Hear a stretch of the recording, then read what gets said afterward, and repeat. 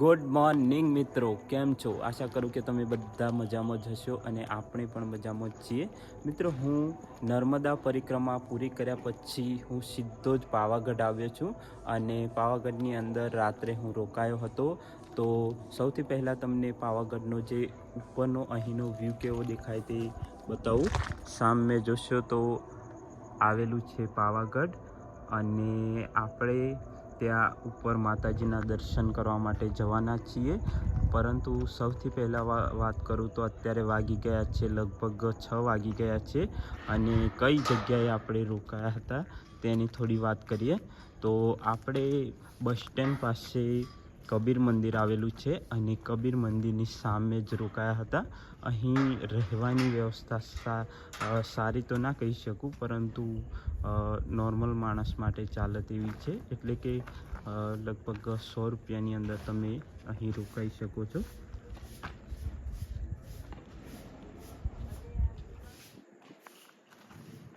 અને મિત્રો, અહીં જે રથ લઈને આવતા જે ભક્તો હોય તે પણ અહીં આવતા હોય છે અને અહીં રૂમોની પણ વ્યવસ્થા છે, પરંતુ ડિટેલમાં માહિતી મને ખબર નથી. પરંતુ રથ લઈને જે લોકો અહીં આવતા હોય છે તેમના માટે અહીં સારી વ્યવસ્થા છે, કારણ કે તે લોકો અહીં ખાવાનું જાતે બનાવતા હોય છે. તો 100 રૂપિયામાં પણ સારી વ્યવસ્થા છે, કારણ કે અહીં બધી જે સુવિધા હોય તે તમને મળી રહેતી હોય છે.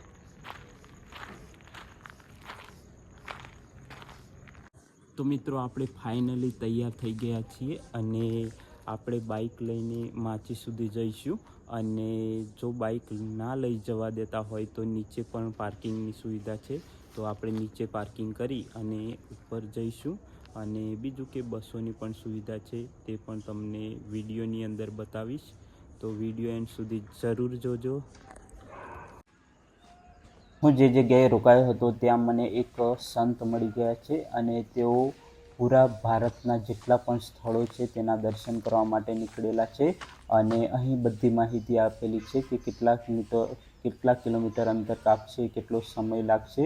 અને તેઓ મુખ્ય વાત એ છે કે દંડવત યાત્રા કરે છે. તેમની ચેનલનું નામ પણ અહીં લખેલું છે. તો તેઓ થાકી ગયા હતા, તેના કારણે હું તેમનું ઇન્ટરવ્યૂ લઈ શક્યો નથી, પરંતુ તમને અહીં દર્શન કરાવી દઉં. હાલ તેઓ સૂતા છે.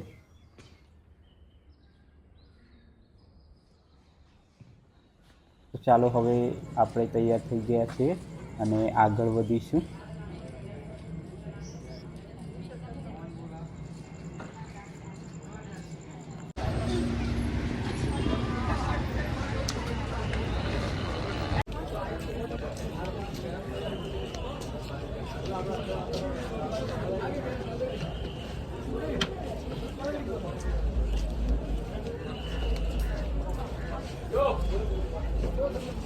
મિત્રો, પાવાગઢ માચી સુધી બાઇક કે કાર લઈ જવા દેતા નથી, એટલે કે પ્રાઇવેટ વાહનો ત્યાં લઈ જવા દેતા નથી અને ફક્ત બસો જ જાય છે, અને એ પણ સરકારી બસો.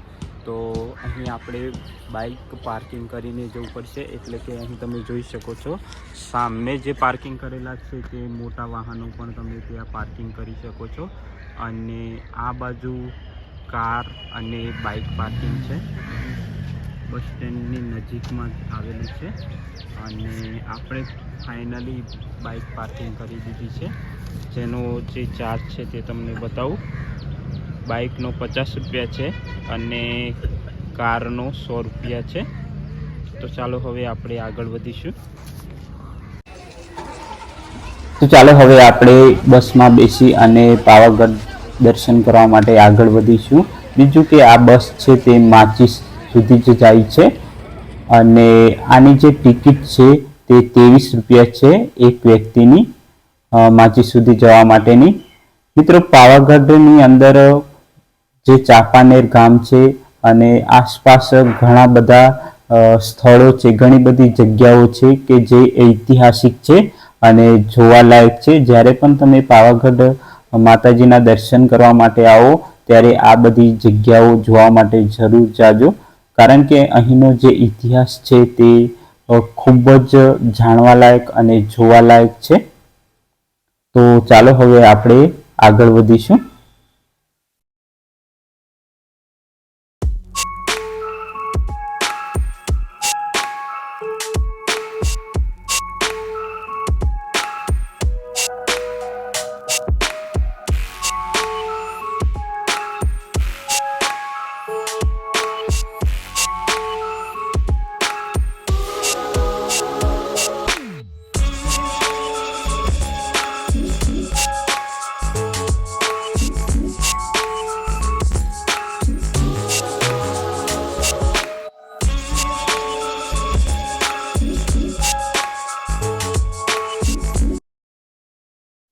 આપણે ફાઇનલી માચી સુધી આવી ગયા છીએ અને અહીં નાસ્તાની પણ સુવિધા છે.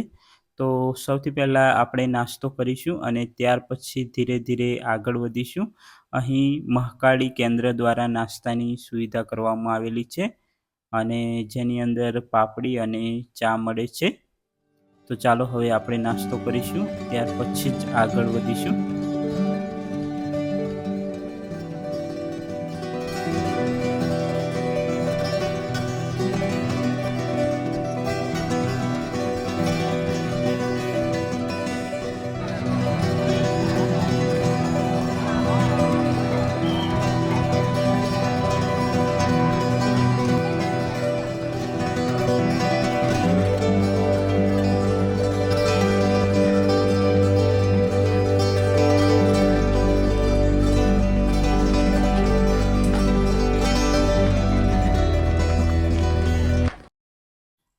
માચીથી આપણે ઉપર જવા માટે આપણે રોપવેનો પણ ઉપયોગ કરી શકીએ છીએ અથવા તો ચાલીને પણ આપણે ઉપર જઈ શકીએ છીએ.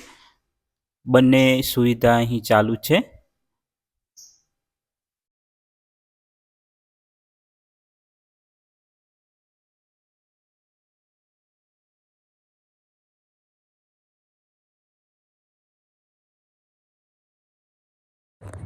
આપણે ધીરે ધીરે આગળ વધી રહ્યા છીએ અને માચીથી લગભગ થોડા ઉપર આવી ગયા છે, એટલે લગભગ 1 કિલોમીટર જેટલું અંતર કાપી લીધું છે.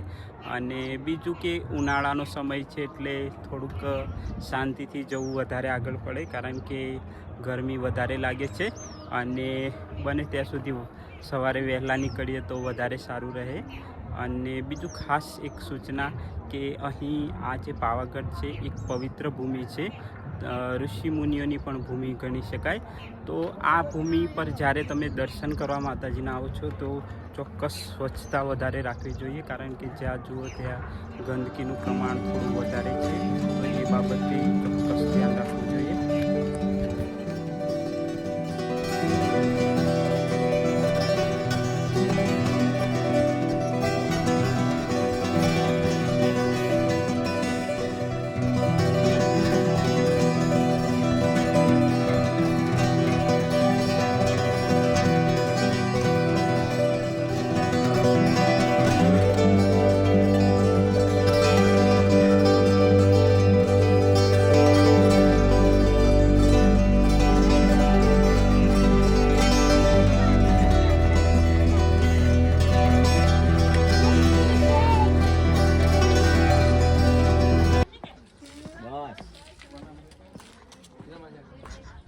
આ જે રસ્તો દેખાય તે ભદ્રકાળી માતાના મંદિર તરફ જવા માટેનો રસ્તો છે. અને બીજું કે ચોમાસાની અંદર જ્યારે તમે આવો તો એનો જે વાતાવરણ હોય તે અલગ જ હોય છે અને હાલ પણ અલગ છે.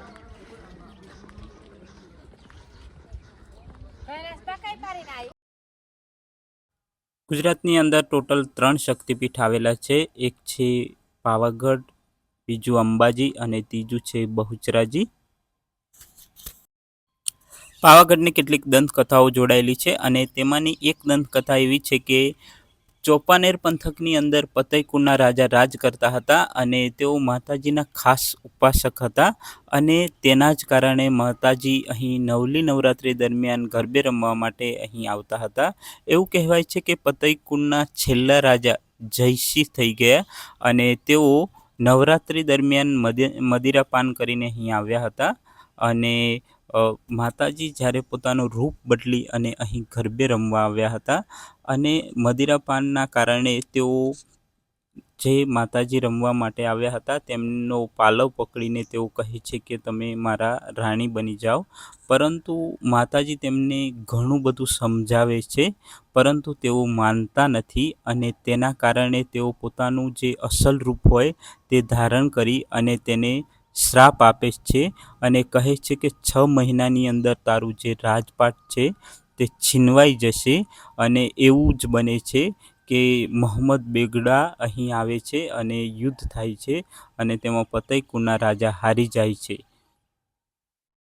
મોહમ્મદ બેગડાએ 2 ગઢ જીત્યા હતા, એક હતો ગિરનાર અને બીજો હતો પાવાગઢ. અને એવું કહેવાય છે કે તેઓ અમદાવાદ પણ રાજ કરતા હતા અને બે ગઢ જીતવાના કારણે મહંમદ બેગડા તરીકે ઓળખાતો હતો. ચાલો હવે આપણે ધીરે ધીરે આગળ વધીશું. અહીં પ્રથમ દરવાજો પાર કર્યા પછી જ્યારે તમે આગળ આવશો ત્યારે આવો ઐતિહાસિક બીજો પણ દરવાજો આવશે અને ત્યાર પછી આપણે આગળ વધીશું અને આગળ જે એક તળાવ પણ આવશે. અહીં જેમ જેમ આપણે આગળ વધીએ તેમ તેમ અહીંનું જે પ્રાકૃતિક સૌંદર્ય પણ તમને અલગ જ જોવા મળશે.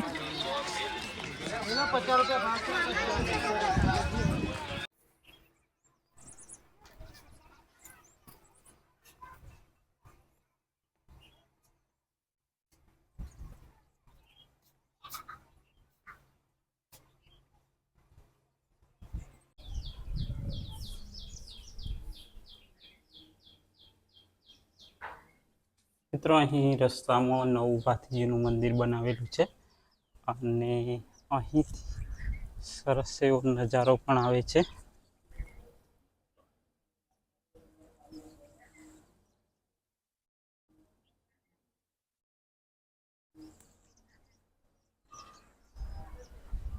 ચાલો હવે આગળ વધીશું આપણે.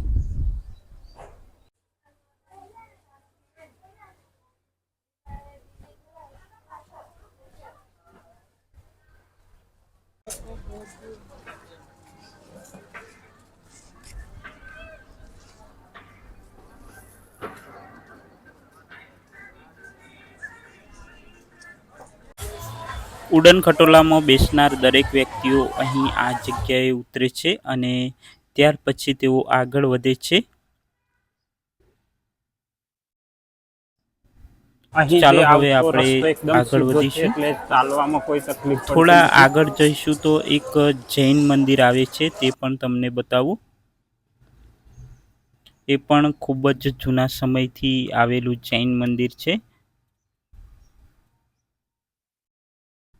મિત્રો વાત કરવામાં આવે તો અહીં ઘણી બધી ઐતિહાસિક જગ્યાઓ છે જે જોવા માટે તમારે પૂરો એક દિવસ ફાળવો તો પણ ઓછો પડે, કારણ કે જ્યારે પણ તમે પાવાગઢ આવો તો ઐતિહાસિક જે જગ્યાઓ છે તે જોવા માટે પણ જરૂર જજો.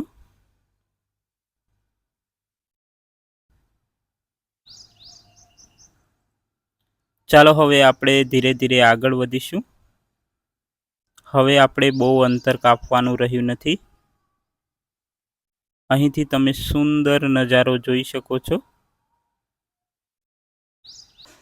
બીજી દંતકથા પ્રમાણે એવું કહેવાય છે કે રાજા દક્ષ યજ્ઞ કરે છે અને આ યજ્ઞની અંદર માતા પાર્વતીને બોલાવે છે, પરંતુ ભગવાન શિવને તેઓ બોલાવતા નથી અને તેના કારણે મા પાર્વતીને દુઃખ થાય છે અને મા પાર્વતી આ યજ્ઞની અંદર પોતાનો જે પ્રાણ છે તેની આહુતિ આપે છે. તો તેના કારણે ભગવાન શિવ ખૂબ જ ગુસ્સે થાય છે અને માતાજીનું જે મૃત શરીર લઈને નૃત્ય કરે છે અને આને રોકવા માટે ભગવાન વિષ્ણુ સુદર્શન ચક્ર ચલાવે છે અને માતાજીના ટુકડા થાય છે અને આ ટુકડા પૃથ્વી પર અલગ અલગ જગ્યાએ પડે છે અને આ દરેક જગ્યાને શક્તિપીઠ તરીકે ઓળખવામાં આવે છે અને જેની અંદર પાવાગઢ પણ એક ટુકડો પડે છે અને એવું કહેવાય છે કે અહીં માતાજીનું સ્તન પડ્યું હતું અને તેના કારણે આ જગ્યા શક્તિપીઠ તરીકે પૂજવામાં આવે છે. અને બીજું પણ એવું પણ કહેવાય છે કે વિશ્વામિત્ર અહીં તપ કરતા હતા અને તેમણે જ અહીં માતાજીનું સ્થાપન કર્યું હતું અને આવી પણ એક સ્ટોરી છે.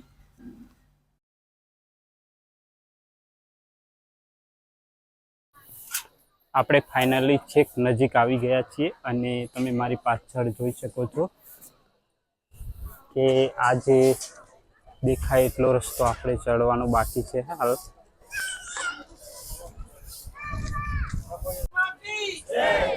અહીંનો જે નજારો છે તે તમે જોઈ શકો છો કે ખૂબ જ સુંદર અને સરસ આવે છે અને ચૈત્ર મહિનાની અંદર ખૂબ જ ભાવિ ભક્તો માતાજીના દર્શન કરવા માટે આવતા હોય છે.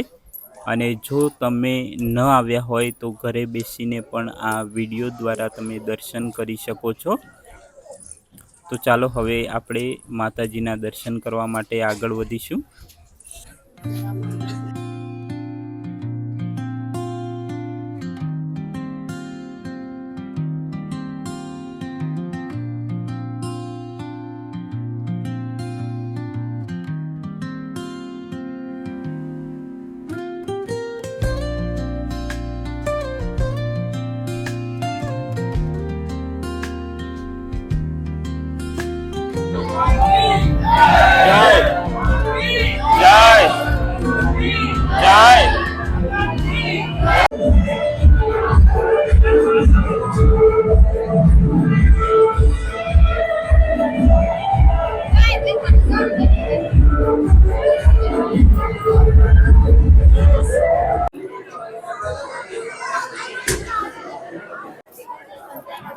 મિત્રો આપણે ફાઇનલી માતાજીના દર્શન કરી લીધા છે અને તમને પણ દર્શન કરાવ્યા છે અને બહારથી તમે નજારો જોશો તો આવો આવશે.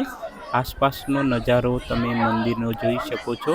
અત્યારે ચૈત્ર માસ ચાલે છે એટલે ખૂબ જ મોટા પ્રમાણમાં અહીં ભાવિ ભક્તો તમને જોવા મળશે અને સુંદર મંદિર અહીંથી દેખાય છે. મિત્રો જો તમને અમારો વિડીયો પસંદ આવે તો અમારી ચેનલ ગુજ્જુ વર્લ્ડ એક્સપ્લોરને લાઈક, શેર અને સબસ્ક્રાઈબ જરૂર કરજો. અને હવે આગળના વિડીયોમાં મળીશું. જય માતાજી.